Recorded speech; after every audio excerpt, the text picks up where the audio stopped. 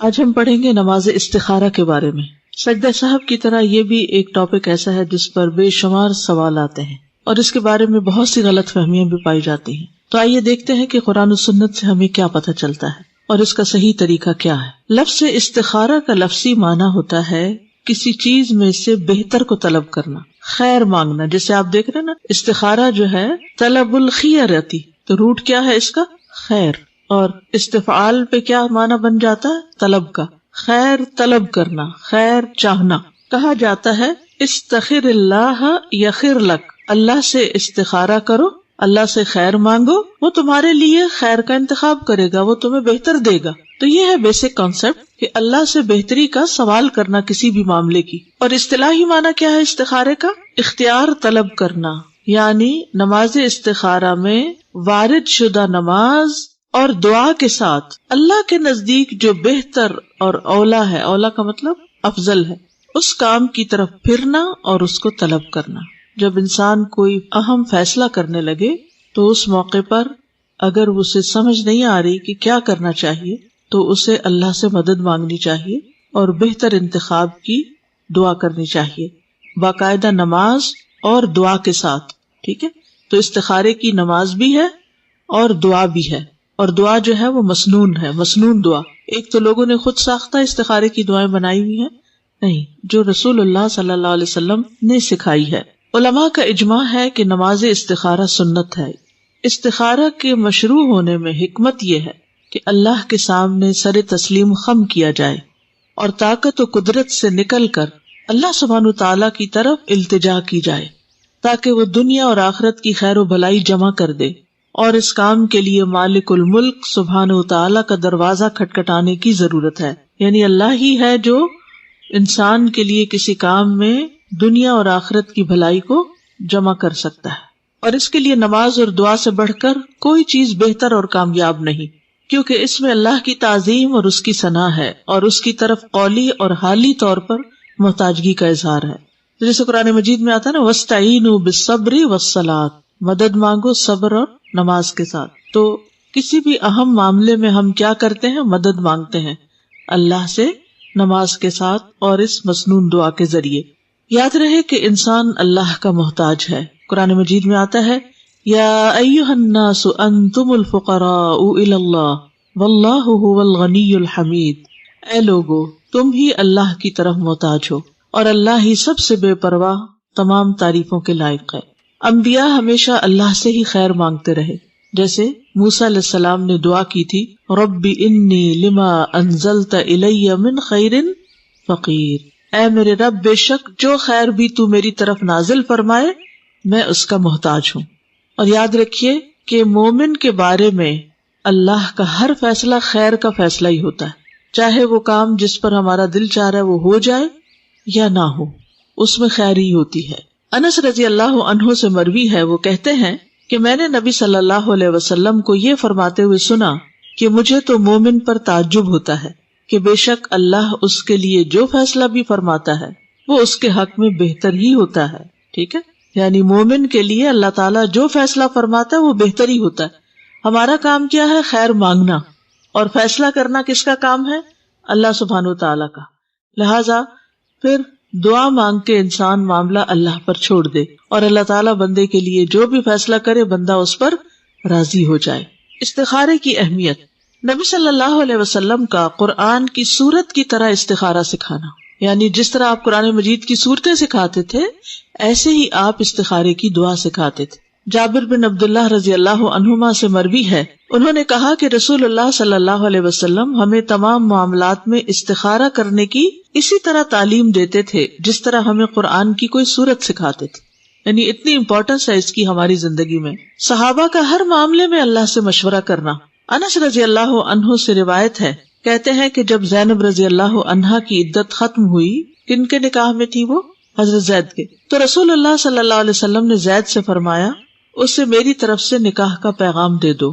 زید رضی اللہ عنہ کہتے ہیں کہ میں گیا اور میں نے کہا اے زینب خوش ہو جاؤ، مجھے رسول اللہ صلی اللہ علیہ وسلم نے تمہارے پاس نکاح کا پیغام دے کر بھیجا ہے۔ سبحان اللہ۔ اب دیکھیے کہ جس شخص نے طلاق دی تھی اسی کے ذریعے آپ نکاح کا پیغام دے رہے۔ ہم ایسی جگہ پر ہوں تو کیا کریں؟ ہم تو ایسی شادی کا بھی بائیکاٹ کر دیں اور اس شخص سے ہمیشہ کے لیے قطع تعلقی کر لیں کہ طلاق کیا ہوئی، گویا انسانیت کا رشتہ بھی ختم ہو گیا، اسلام کا رشتہ بھی اور انسانیت کا بھی اور ہر طرح کا تعلق کا بائیکاٹ۔ وہ کہنے لگی میں کوئی فیصلہ نہیں کروں گی حتیٰ کہ اپنے رب سے مشورہ کر لوں۔ پیغام کون بھیج رہا ہے؟ اللہ کے رسول صلی اللہ علیہ وسلم۔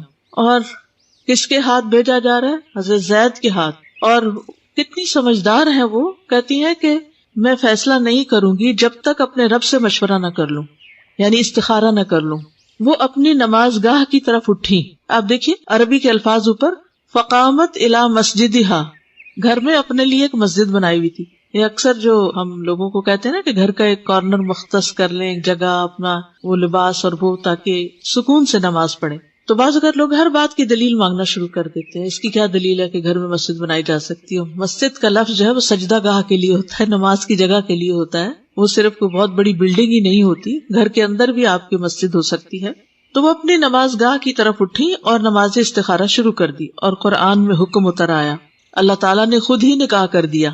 تو رسول اللہ صلی اللہ علیہ وسلم تشریف لائے اور اجازت کے بغیر ان کے پاس داخل ہو گئے، یعنی ان کے پاس آ گئے۔ بظاہر خیر کے کام میں بھی استخارہ کرنا، یعنی اس سے بڑی کسی عورت کے لیے کوئی خوش قسمتی کی بات ہی نہیں ہو سکتی تھی اس وقت کہ اس کو اللہ کے رسول پیغام بھیجیں، لیکن پھر بھی انہوں نے استخارہ کیا، اللہ سے مدد مانگی۔ تو بظاہر ایک کام نیکی کا بھی نظر آ رہا ہو، اچھا کام بھی آپ کرنے جا رہے ہیں، پھر بھی استخارہ کر لینا چاہیے۔ مثلا آپ کوئی کلاس شروع کرنے جا رہے ہیں، آپ کسی کے ساتھ کوئی کمٹمنٹ کر رہے ہیں، تو اس میں آپ پہلے استخارہ کر لیں۔ امام نووی رحمہ اللہ فرماتے ہیں، اس حدیث سے واضح طور پر پتہ چلتا ہے کہ جو کسی کام کا ارادہ کرے اس کے لیے نماز استخارہ پڑھنا مستحب ہے، خواہ وہ کام بظاہر خیر کا ہی کیوں نہ ہو۔ استخارے کے بغیر دنیا کے کاموں میں پیش قدمی نہ کی جائے، یعنی استخارہ دین کے کام میں بھی ہوتا ہے اور دنیا کے کام میں بھی، سوائے فرائض کی ادائیگی کے۔ آپ یہ نہیں کریں گے کہ اللہ تعالیٰ میں ظہر کی نماز پڑھوں کہ نہ پڑھوں، اس کا استخارہ نہیں ہوگا، لیکن باقی اچھے کاموں کے لیے بھی استخارہ ہوتا ہے اور دنیاوی کاموں کے لیے بھی۔ بعض علماء نے کہا کسی بندے کو دنیا کے کاموں میں سے کسی کام کے لیے اس وقت تک پیش قدمی نہیں کرنی چاہیے جب تک کہ وہ اللہ سے اس میں خیر کا سوال نہ کر لے، یعنی اسے چاہیے کہ نماز استخارہ کی 2 رکعات ادا کر لیا کرے۔ استخارہ شرمندگی سے بچانے کا سبب ہے۔ ابن تیمیہ کہا کرتے تھے کہ جو انسان خالق سے استخارہ کرے اور مخلوق سے مشورہ کرے اور اپنے کام میں ثابت قدمی دکھائے، وہ کبھی پشیمان نہیں ہوگا، نادم نہیں ہوگا، شرمندہ نہیں ہوگا، ریگریٹس نہیں اس کو ہوگی۔ اور یہ بڑی اہم بات ہے کہ جب آپ کوئی کام کرنے لگتے ہیں نا، اور استخارہ بھی کر لیتے ہیں، کنسرنڈ لوگوں سے مشورہ بھی کر لیتے ہیں، اور اس کے بعد آپ اس کام کو شروع کر دیتے ہیں، پھر آپ دیکھتے ہیں کہ اس کا نتیجہ کچھ بہت اچھا نہیں نکلا، تو آپ پریشان ہونے لگتے ہیں کہ میں نے تو استخارہ کیا تھا، میں نے مشورہ بھی کیا تھا، سب کچھ تھا، پھر پتہ نہیں کیا ہوا۔ پھر بھی اگر ٹھیک نہیں ہوا تو اس میں بھی خیر ہے، کیونکہ اللہ تعالیٰ اس کے ذریعے آپ کو کوئی سبق سکھانا چاہتا ہے، آپ کو زندگی کا کوئی ایکسپیرینس دینا چاہتا ہے۔ بعض اوقات انسان کا کسی امتحان میں پڑھنا اس کے لیے آئندہ کی کامیابیوں کا راستہ کھول دیتا ہے اور آئندہ کی بڑی پریشانیوں سے بچنے کا سبب بن جاتا ہے، کیونکہ انسان بعض اوقات غلطی سے وہ سیکھتا ہے جو خالی نصیحت سے نہیں سیکھتا۔ اب مثلاً اگر کسی کا ہاتھ گرم پانی میں جلا تو آئندہ کبھی زندگی میں وہ گرم پانی کے قریب اس طرح نہیں جائے گا، وہ ہمیشہ بچے گا۔ لیکن اگر آپ بچے کو لاکھ سمجھاتے رہیں کہ یہ گرم ہے، یہ گرم ہے، اس کی گردان کریں، تب بھی وہ نہیں سمجھتا، ایک دفعہ ٹچ کر لے تو پھر ہوش آ جاتی ہے۔ تو ہم بڑے ہو کر بھی بچے ہی رہتے ہیں، اللہ کے سامنے کیا حیثیت ہے ہماری عقل کی یا میچیورٹی کی یا کسی بھی چیز کی؟ تو اس میں انسان کو پھر اگر بعد میں یہ احساس ہو کہ میری مرضی کے مطابق چیزیں نہیں بھی ہوئی تو بھی اللہ سے ناراض نہیں ہونا، اس وقت بھی راضی رہنا کہ اس میں بھی خیر ہے۔ ہو سکتا ہے کہ آپ یہ کام نہ کرتے، مثلا کہیں شادی کی نہیں بنی، تو ہو سکتا ہے آپ یہ نہ کرتے، کسی اور سے کرتے، وہ اس سے بڑی مصیبت ثابت ہوتا، تو اللہ نے اس بڑی بلا سے بچا لیا، چھوٹے مسئلے میں ڈالا۔ بعض حکماء نے کہا جسے 4 چیزیں عطا کر دی گئیں وہ 4 چیزوں سے محروم نہیں کیا جاتا۔ نمبر 1، جسے شکر گزاری کی توفیق دے دی گئی اسے مزید ملنے سے محروم نہیں کیا جاتا، اس کو تو اور ملنا ہی ملنا ہے کیونکہ وہ شکر گزار ہے۔ اور یہ شکر گزاری ہماری زندگی سے نکلتی چلی جا رہی ہے، ہم کسی کے احسان، کسی کی خیر، کسی کے طرف سے ملنے والے کوئی خوشی، ہم کسی بھی چیز پر اس کو اکنالج نہیں کرنا چاہتے، اس کی تعریف نہیں کرتے، اس کے لیے اچھے جذبات نہیں رکھتے۔ جس کے نتیجے میں ہم غم زدہ ہی پھر رہتے ہیں اور نعمتوں کی آمد بھی ختم ہو جاتی ہے. تو کسی نے اگر ہمارے ساتھ چھوٹی سی بھی بھلائی کی ہو نا تو اس کو بھی ایکنالج کر لینا، چاہے ایک اسمائل کے ساتھ ہی کیوں نہ ہو. یہ بہت بڑے اخلاق کی بات ہے. تو جو شکر گزار ہوتا ہے اسے کسی مزید نعمت کے ملنے سے محروم نہیں کیا جا سکتا. نمبر 2، جسے توبہ کی توفیق دے دی گئی اسے اس کی قبولیت سے محروم نہیں کیا جاتا. اس کی توبہ پھر قبول ہو ہی جاتی، جیسے کس کی ہوئی تھی سب سے پہلے؟ آدم علیہ السلام کی. نمبر 3، جسے استخارہ کرنے کی توفیق دے دی گئی اسے بہتری سے محروم نہیں کیا جاتا. اور نمبر 4، جسے مشورہ کرنے کی توفیق دے دی گئی وہ درست بات سے محروم نہیں کیا جاتا، کیونکہ انسان خود ہی عقل کل نہیں ہوتا. جب دوسروں کے ساتھ شیئر کرتا ہے، مشورہ کرتا ہے تو بہتر رائے سامنے آ جاتی. آپ دیکھیے کہ کامیاب لوگوں کے کچھ ٹریٹس ہوتے ہیں اور وہ 4 یہاں بیان کر دیے گئے. یعنی اگر آپ چاہتے ہیں نا کہ کسی بھی کام میں یا کسی بھی چیز میں، کسی بھی مقصد میں کامیاب ہو، اصل میں کامیابی کیا ہوتی ہے؟ اپنے کسی مقصد کو پا لینا، یہ کامیابی ہوتی ہے. مثلاً آپ نے سوچا تھا کہ ہم حی علی الصلاح کورس کریں گے، یہ آپ کا مقصد تھا.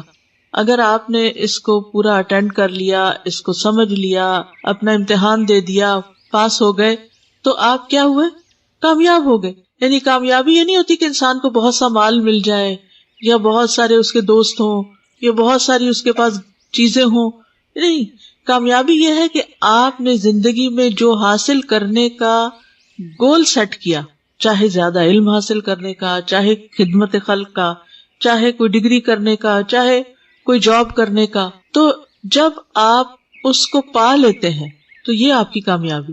لیکن گول سیٹنگ سے لے کر اس گول کی اچیومنٹ جو ہے، یعنی اس مقصد کو پا لینے تک کے بیچ میں کچھ منزلیں ہوتی ہیں، کچھ ٹریٹس، اخلاقیات ہوتی ہیں، کچھ کرنے کے کام ہوتے ہیں جو آپ کو لازماً کرنے پڑتے، تب آپ وہ پا لیتے ہیں. مثلاً اس کورس کو بخیر و عافیت مکمل کرنے کے لیے کچھ شرائط تھی نا، کہ آپ کو ہر ہفتے اتوار کے دن یہاں آنا ہے، پھر آپ کو یہاں 2-3 گھنٹے بیٹھنا ہے، پھر آپ کو سننا ہے، پھر آپ کو لکھنا ہے، پھر آپ کو اس کو ریوائز کرنا ہے، پھر آپ کو اس کو اپنے ٹیسٹ میں لکھنا ہے، پھر آپ کو اس کی پریکٹس کرنی ہے، اس کو عمل میں لانا ہے.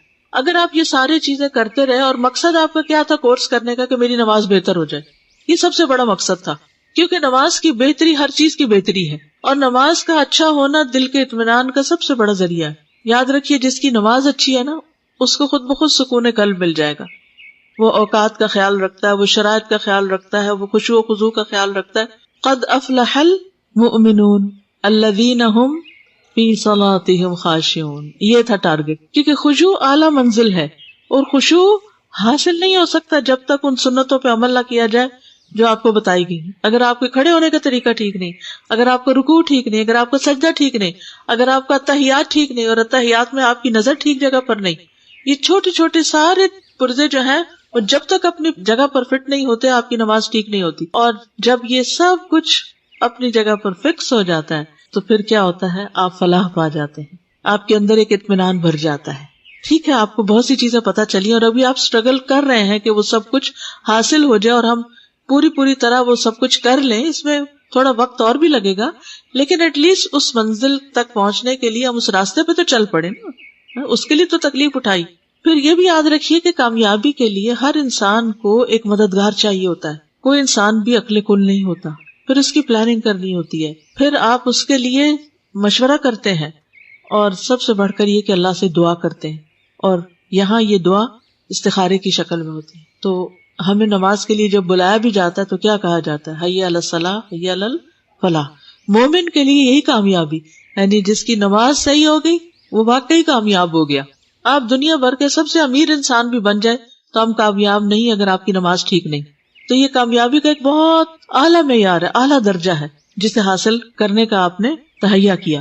میں نے ایک عرصے تک اپنا یہ روٹین بنائی ہوئی تھی. نماز نبی اس وقت مجھے سب سے اچھی لگتی تھی کہ میں ہر روز 1-2 صفحہ پڑھ کے پھر اپنا جائزہ لیتی تھی، پھر 1-2 صفحہ پڑھ کے پھر اپنے آپ، کیونکہ یہ چیزیں سالہ سال جو غلط عادتیں پڑ گئی ان کو ریورس کرنا کوئی آسان ہے؟ وہ پھر یاد دہانی کرانی پڑتی. پھر اب کون ہو جو آپ کو ہر وقت بتائے؟ کون سر پہ کھڑا رہے اور کہے کہ یوں ایسا نہ کرو ویسا کرو؟ اپنے آپ کو خود ہی چیک کرنا پڑتا ہے. تو انشاءاللہ تعالیٰ آپ دیکھیں گے کہ یہی نماز آنکھوں کی ٹھنڈک بھی بنے گی، اور یہی نماز انشاءاللہ آخرت میں بھی کامیابی کا ذریعہ بنے گی. اور اس کے صحیح ہونے سے ٹائم مینجمنٹ بھی آئے گی، کلینلینس بھی آئے گی، اور برداشت بھی آئے گی. کیونکہ یہ نماز میں لمبا قیام جو یہ برداشت بھی سکھاتا ہے، تو بے شمار فائدے ہیں۔ تو بہرحال یہ کامیاب لوگوں کی عادتوں میں سے ایک عادت ہے کہ جب وہ کوئی اہم کام کرنے لگتے ہیں تو استخارہ بھی کرتے ہیں اور مشورہ بھی کرتے ہیں۔ اب سوال یہ پیدا ہوتا ہے کہ استخارہ کن امور میں کیا جاتا ہے؟ جائز اور مستحب کاموں میں۔ کس میں؟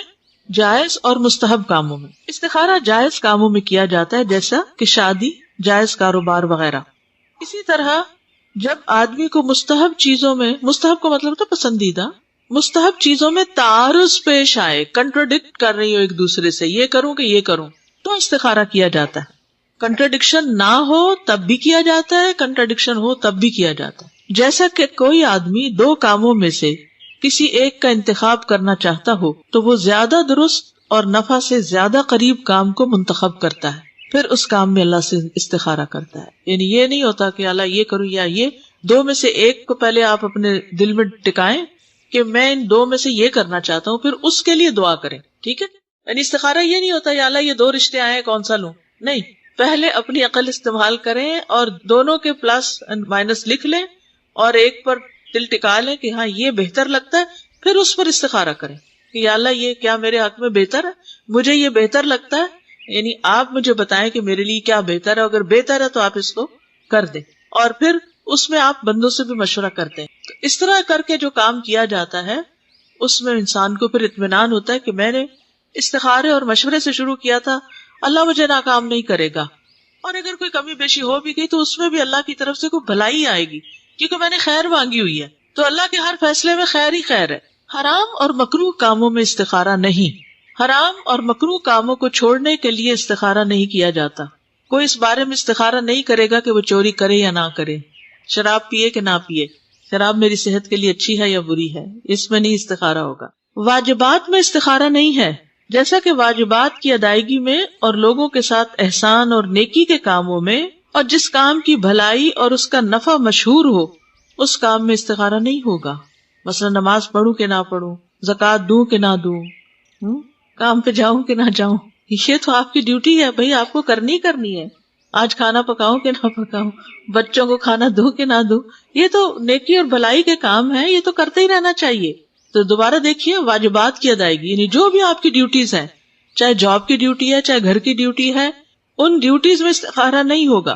اسی طرح لوگوں کے ساتھ احسان اور نیکی کے کاموں میں، کہ کسی بیمار کی عیادت کرنے جاؤں کہ نہ جاؤں، نہیں، وہ تو ایک نیکی کا کام ہے، کرنا ہوگا آپ کو، اور جس کام کی بھلائی اور اس کا نفع مشہور ہے اس کام میں استخارہ نہیں ہوگا۔ کوئی یہ استخارہ نہیں کرے گا کہ وہ ظہر کی نماز ادا کرے یا نہ کرے، کیونکہ یہ اس پہ واجب ہے۔ استخارہ ان کاموں میں کیا جاتا ہے جن کے بارے میں بندے کو ان کے درست ہونے اور نفع مند ہونے کا پتہ نہ ہو، یعنی آپ شور نہیں ہے، نماز کا تو فائدہ بتا دیا گیا آپ کو، اور نہ پڑھنے کا نقصان آپ کو بتا دیا گیا، کھانا پکانے کھلانے کا ثواب آپ کو بتا دیا گیا، اور اگر آپ مسکین کو کھانا نہیں کھلاتے تو اس کا نقصان قرآن میں بتا دیا گیا، ٹھیک ہے نا۔ لیکن جہاں تک واجبات اور نیکی کے کاموں کا تعلق ہے، جیسا کہ عبادات، تو ان میں استخارے کی ضرورت نہیں۔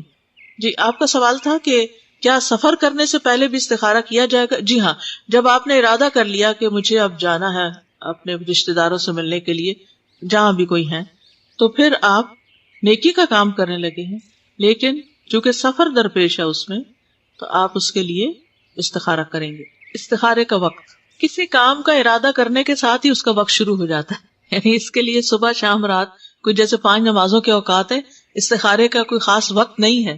جب آپ کے سامنے کام آیا تو آپ استخارہ کر لیں۔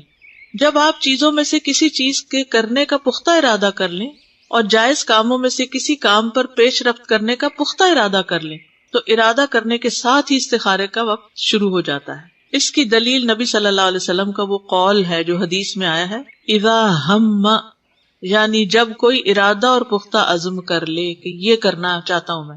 یہ بات سمجھنے کی ہے، بہت سے لوگ اس پوائنٹ کو نہیں سمجھتے۔ کیا سمجھ میں آیا؟ کہ جب 3-4 چیزوں میں سے ایک چیز آپ نے سلیکٹ کر لی، اور اگر آپ نے ابھی سلیکٹ نہیں کی تو ابھی استخارے کا وقت نہیں آیا۔ استخارہ ہوگا ہی اس وقت جب آپ ایک چیز کو پن پوائنٹ کر لیں، اچھا اب میں یہ کرنا چاہتا ہوں، ٹھیک ہے۔ جب تک آپ تردد میں ہیں، یہ کروں یا وہ کروں یا ابھی سمجھ نہیں آ رہی، تو تھوڑا وقت دیں اپنے آپ کو، جب تک کہ آپ کسی ایک چیز کی طرف چاہے 1% مائل ہو جائیں زیادہ دوسرے کی نسبت، تو پھر کیونکہ انڈیسائسونیس سے تو نکلنا ہوگا، پہلے ڈیسیژن لینا ہوگا پھر استخارہ کرنا ہوگا۔ یاد رکھیے کہ ممنوع اوقات میں نماز استخارہ نہ پڑھی جائے۔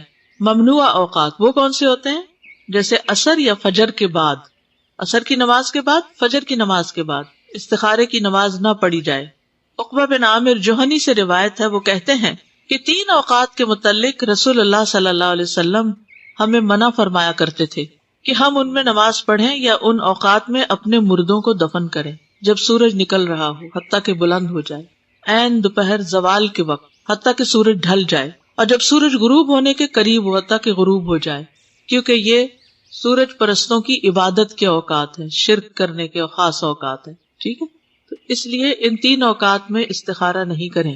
عین دوپہر کے وقت ابھی زوال نہیں ہوا اور سورج اندر باہر نکلنے میں اور اندر باہر غروب ہونے میں، اگر معاملہ مؤخر نہ کیا جا سکے، یعنی ہائیسٹ لیول کی ایمرجنسی آ گئی ہے کوئی، تو ممنوع اوقات میں بھی استخارہ کیا جا سکتا۔ اگر استخارہ کسی جلد کیے جانے والے کام کے لیے کرنا ہو جسے مؤخر نہ کیا جا سکتا، مثلا فلائٹ جا رہی ہے اور آپ کو ٹکٹ بک کرنے ہیں اور ابھی کرنے ہیں، تو پھر آپ کو اس وقت بھی کر لینا چاہیے، تو ایسے وقت میں نماز استخارہ پڑھی جا سکتی۔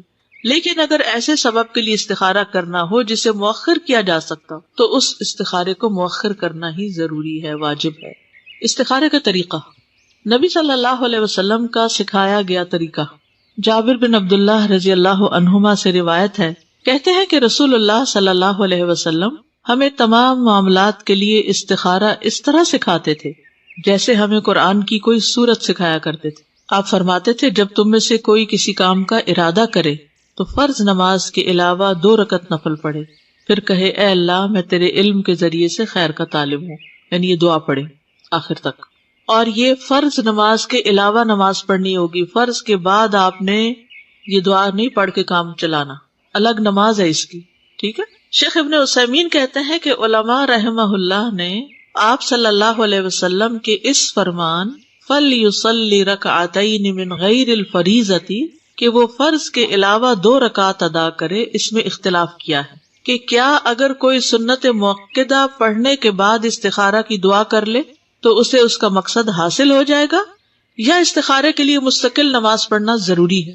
یعنی نماز کے بعد 2 سنتیں ہم پڑھتے ہیں نا، تو کیا وہ کافی ہیں اسی کے بعد دعا کر لے، یا پھر 2 نفل اور پڑھ کے پھر دعا کرے؟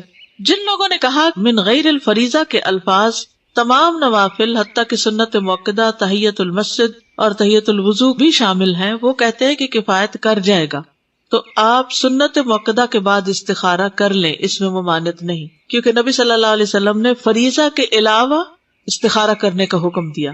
اور جو کہتے ہیں کہ نبی صلی اللہ علیہ وسلم کا یہ فرمان دلالت کرتا ہے کہ استخارہ کے لیے مستقل نماز کا ہونا ضروری ہے، بس میرے نزدیک زیادہ قریب یہی ہے، یہی بات، یعنی اسی کا قول ہے جو کہتا ہے کہ استخارہ کے لیے خاص نماز ادا کرنا ضروری ہے، اس کے علاوہ کوئی اور صورت کفایت نہیں کرتی۔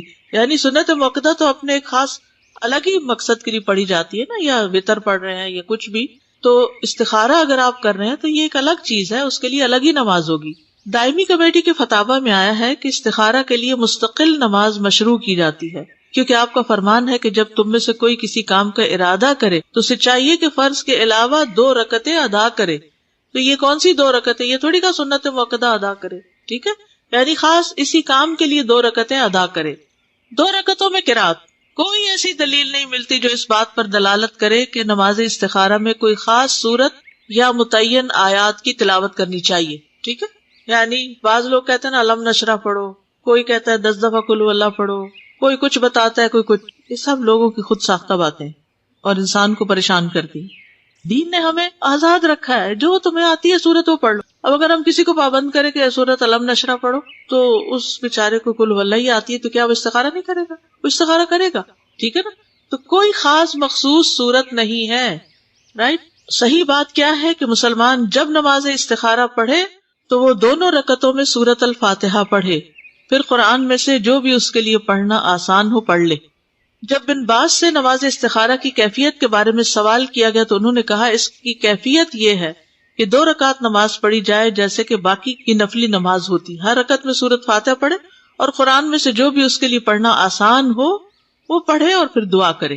سلام کے بعد استخارے کی دعا پڑھنا، یہ بھی ایک سوال ہوتا ہے کہ یہ دعا اتحیات کے بعد پڑھ لی جائے، سلام سے پہلے، یا بعد میں پڑھی جائے. دعا استخارہ میں مشروع یہی ہے کہ نماز سے فراغت کے بعد دعا کی جائے، اور یہ جمہور علماء کا موقف ہے. علماء کی اکثریت یہی کہتی ہے. بن باز کہتے ہیں کہ ایک مسلمان کے لیے مشروع یہ ہے کہ جب وہ نماز استخارہ پڑھے تو سلام پھیرنے کے بعد دعا مانگے، کیونکہ آپ کا فرمان ہے تو جب تم میں سے کوئی شخص کسی کام کا ارادہ کرے تو وہ فرائض کے علاوہ 2 رکعتیں پڑھے، پھر کہے اللہم انی استخیرک بعلمک. تو 2 رکعت کب پوری ہوگی؟ سلام پھیرنے کے بعد ہوگی.